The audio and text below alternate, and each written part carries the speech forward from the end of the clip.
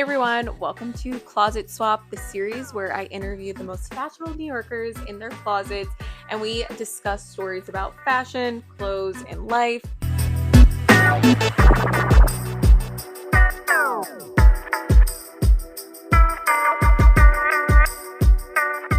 Today I'm here with Jules, otherwise known as Styled by Jules.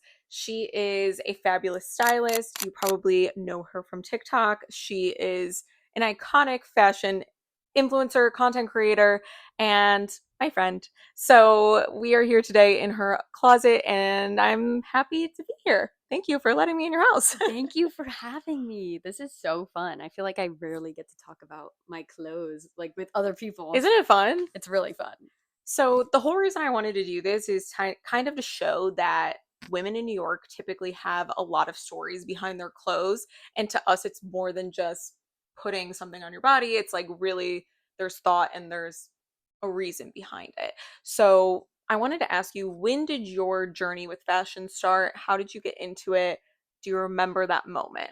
Yeah, it was like in 2019, I think, is when I first kind of started getting into fashion. I was like Cool. in college and I was like going to a different college, not New York, and I was like, wow, I really like want to work in a creative field. Like, what could I do? And I was researching jobs, and then I was like, wow, I really like clothing. It would be cool to be able to like dress people for a living. And then I was researching that being a stylist was a job. And I was like, oh my gosh, I need to try this. So I was like, I'm going to start building my book. So I started doing test shoots, styling other people, styling myself. And now I'm doing celebrity styling and also just content creation around styling, which is really fun. That's amazing. And I have Thank so many you. questions for you about styling because I think it's such an interesting career path. But in relation to your own style, do you feel like it changed at all when you came to New York? Oh, so much. I mean, I I feel like I'm going to be on a never-ending like style journey just in general because like you're always changing and growing.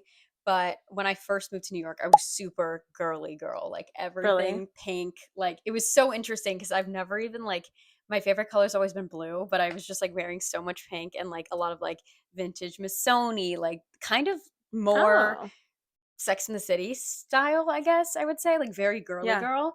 And now I feel like it's become a little bit more punky and grungy over the years. So Yeah.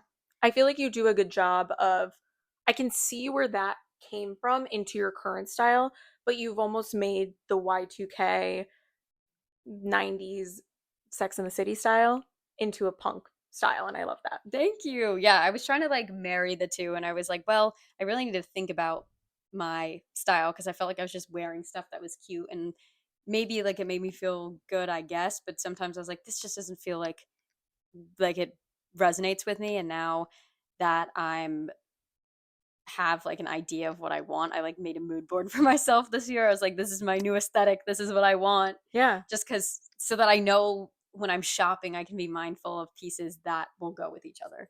Just been nice. I think that's really smart because in New York we don't have a ton of space, so being intentional about the clothes you're buying and the vision you have for your style is important. Do you feel that that's something you got from being a stylist? For sure. I mean, like when I first decided to be a stylist, I didn't know anything about fashion. Like a lot of my TikToks were just like me mispronouncing the name of designer brands, and that was Me what was too. getting me views. And I wasn't even trying to rage bait. I just had no idea what I was talking about. Yeah, So I feel you. I it's feel the changed. same. Yeah, we all have that, you know. It's a pipeline. It happens. But yeah, I mean everything's so many things have changed. I've learned so much about designers, fashion in general, like what looks flattering on myself, what doesn't. And I feel that being a stylist has given me so many different angles for men and women's fashion that I've been able to like look into each of them and then really dissect what I like specifically out of all of the aesthetics that I've worked with so far. I love that you said that because I think a lot of people believe when they're going into fashion that you need to know everything right away. But the reality is, most of us don't know what we're talking about or what we're doing until you really get into the space and start to learn from other people and get the feedback. Hey, you're pronouncing that wrong. Or, oh, if you like this brand, maybe you'll love this brand. And what has that process of becoming a stylist look like? So did you go to school for it? How did you really get on this path? Yeah, so I went to FIT for a little bit and that was cool, but I just like realized school wasn't really for me, so I ended up dropping out of school I and feel like just that's a good choice, honestly. If thank it's not for you. you, We you know what I love not mean? having student loans. Yeah. But yeah, so I left school because I kind of realized like in order to learn more about styling, you have to be on set. You have to be doing it physically. It's not really something you could just talk about. I mean, there's like logistics about it, but those logistics I didn't learn until I was assisting stylists. So I've like assisted other celebrity stylists before, which was really fun and interesting and helped me like organize things. But I decided I don't think that I necessarily assisted like I don't even know if there's like a certain path that you have to take to become a stylist necessarily. Like everyone has their own way of kind of acquiring the clients they want and creating what they would like for their career. But some people say assist for years and years and years. Some people say like don't assist at all. So I did a little bit of assisting and then I decided to just hop in and like do test shoots and then also work with musicians. And because I do interview content on my Instagram and I like work freelance with some labels, it was easier for me to like meet musicians and work with them. And then also just word of mouth, people being like, hey, like you need styling, like Jules is available. And I'll do something super last minute for someone. And if they really like it, then they'll rehire me. So I feel like for me, it's more meaningful to find clients that I click with that I think we're on the same wavelength and it's fun rather than just a bunch of like one off styling for random people. I've had like some consistent clients recently and it's been really nice and fun because I feel like I can actually um, get invested in their career and really put more thought and effort into their outfit because I know them better, if that makes sense. Yeah, that was a question I wanted to ask you too, is when you're working with someone, is knowing their personal style and their personality important? How much is the client versus you? Okay, honestly, it's really important to know what the person's like and I'll even like browse through their Instagram ahead of time and try to figure out how to take their current style and elevate it more Mm, because it's good for them to take suggestions no matter what. But you at the end of the day you want them to be comfortable in what they're wearing and you want them to like it and then you can gradually what I found at least with some of my clients I'm gradually able to like kind of push the needle a little bit and be like, hey, like let's do this a little bit edgier. Like let's go for a designer brand over like a brand that's like maybe from Revolve or something like that, just yeah. to see if they'd be interested in elevating their look a little bit more. Because I mean, a lot of designer clothing fits better, it looks nicer, and I feel like people are a little like nervous to try it out at first. I mean, I definitely was before I became a stylist, so it's really fun to like coerce people into trying new things and experimenting with their image because it's fun. And at the end of the day, as the stylist, that's your job. And it's great when your client trusts them because you're going to try to make them look as good as possible. I like that a lot. I mean, I think a lot of what you do or what everyone wants to do with personal style is to take what they know they like and elevate it a little bit more and lean into things that maybe they're close to already trying, but need that additional push. So I think Right. that's what's cool about being a stylist. A lot of people are a little bit afraid to explore their own personal style, try something new. What's your advice for people to have more confidence in doing that? Hmm. Well, I mean, for me, I kind of just like it's, I feel like it's a desensitization. Like the more you're looking at well dressed people online or Hmm. just like references in general, the more you'll become like accustomed slash more sort of I don't know, the more you like surround yourself with higher fashion and just a more curated aesthetic, the easier it is for you to convince yourself to wear something like that. I guess it's just Yeah. like what's it called when you're Exposure therapy. yes, it's literally exposure therapy. So that's kind of what I would do like when I wasn't really sure if I wanted to kind of go like the more punky like grungy slash sometimes goth route, but the more and more I've seen it, the easier it is for me to like digest that and be like, okay, like this is really cool. And I feel like I'd look great in this. I just need to try it. And thrifting a few pieces, trying them out, or even like, I mean, having, I don't have a personal stylist, but I know a lot of my clients are like, oh, this is awesome that we're able to pull this and borrow this because this isn't something I would buy. But now I'm more like susceptible to try something of this aesthetic because it's not a commitment to buy it. You know what I mean? Totally. And I think that's what's cool about thrifting, to your point, is you are exploring something new at a more affordable price point. And maybe you discover, hey, I thrifted this shirt for $5, but I actually really love the way it fits. I just need to tweak it here and there. Now you know when you're going to go buy a more expensive piece what type of silhouette you're looking for, what type of color you're looking for. So there are ways to experiment. And I also like that you said looking at other people can be a great way to feel more confident and more comfortable. I think we have gotten into a culture where people copy, but I actually think a lot of times copying at first is a great way to explore. And then I think the next step is to put a spin on it and figure Exactly. out what's your own take of it rather than just staying in the space of, hey, I see this on Pinterest. I'm going to wear it. Why did I like that? Or what about that whole style do I like? Right. And where else Yeah. can I emulate that? 100%. I mean, for styling, that's kind of what I'll do is when we put together a mood board, I'll take two images and I'll try to imagine what they'd look like if they had a baby and try to make that the outfit. And then maybe even just put another curveball on it and like pick out something else that I think would. Sometimes it's fun to just not really be able to put your finger on what the aesthetic is. And it's a mixture of different things and inspiration. So that's kind of the process of styling for me is pulling inspiration from different places and gathering them and then making a whole look out of it. I love that. I feel you were saying that social media has kind of been a way for you to meet new clients or get into different spaces where you can potentially find clients.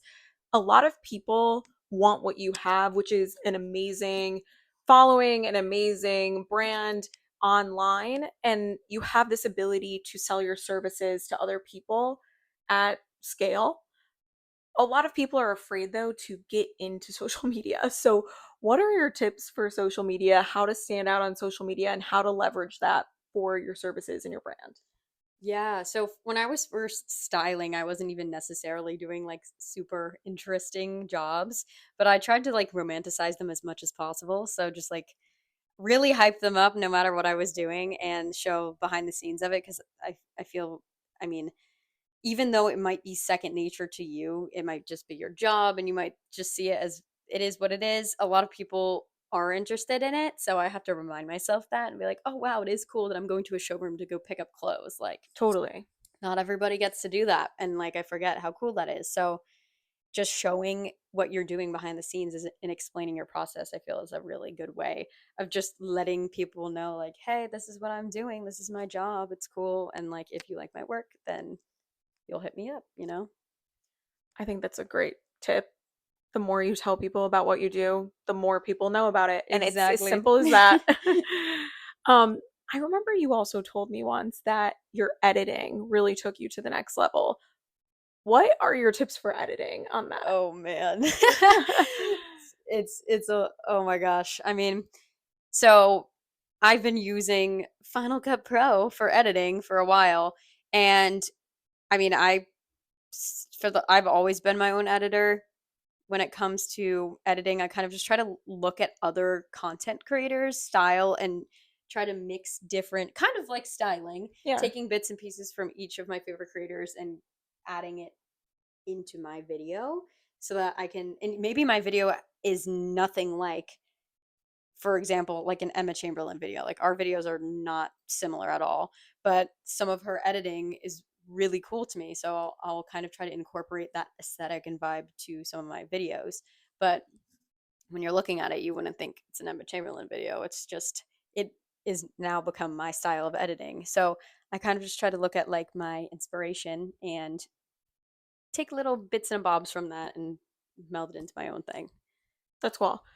I like that idea because I think a lot of times when people are starting with social media, again, they try to copy exactly what they're seeing online, but then that won't ultimately get you the views because it's already existing online. Right, yeah. So, this idea of taking Emma Chamberlain, who really has nothing to do with your content, but layering on her style to your type of content, it elevates it to a level where now you are a little bit different than everyone else who's doing a street interview or whatever, a style interview or a style video, whatever you may be doing. So that's very cool. Thank you. Yeah. And so I don't know, it's interesting. And then it's also cool to just grab inspiration from other places. Like maybe there's like an even like a very well produced account that I may like the way that they're editing and they're putting text behind your head instead of like just having it flat. And it's just cool to get inspiration from other places. Like even places you wouldn't even think to look.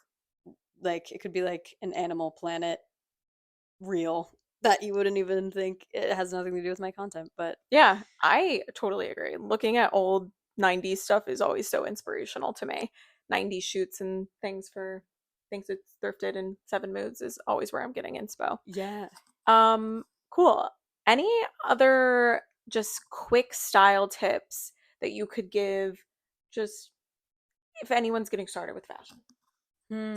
Okay. Well, let me think about my favorite style tips.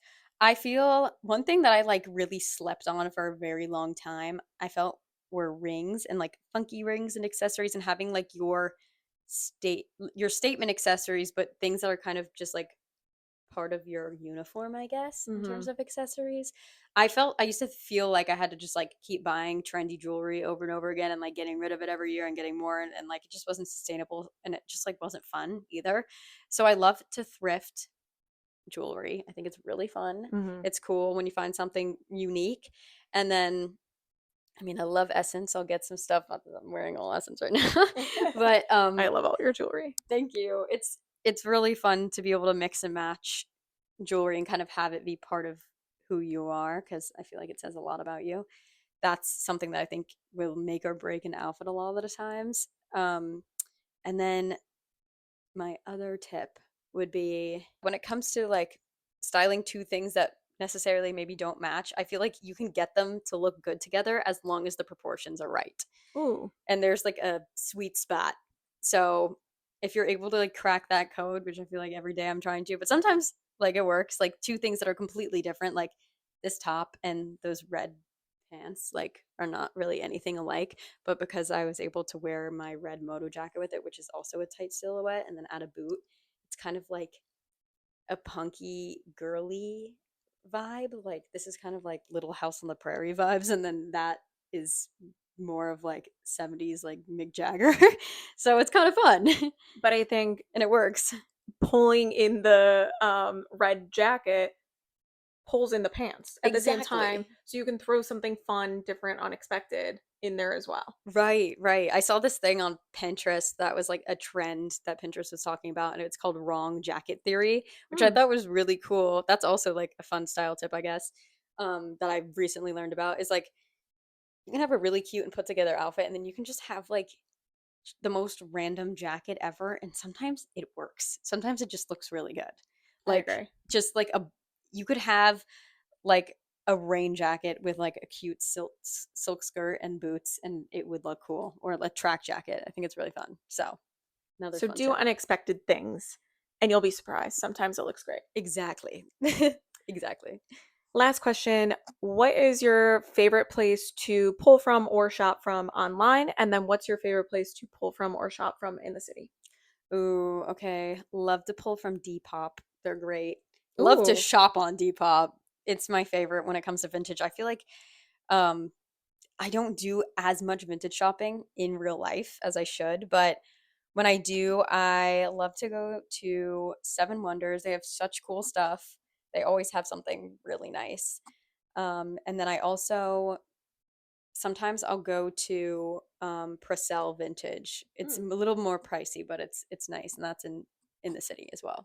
Yeah, both of those places are so cute. I saw you just dropped your list of like 200 places or something like that. 89, but yeah, I'm a 89. psycho. Dude, I need to see it. I need it. Yeah, we'll go I'll have to together. check Maybe that we'll out. do like a thrifting trip We together. have to. It'll be fun. I'm going to all of them. Okay, well, thank you so much for having us in your home, in your Yeah. closet, and we'll be back another day. Heck yeah, for the thrifting series. Yeah. Yay, thank Okay, you. thank you.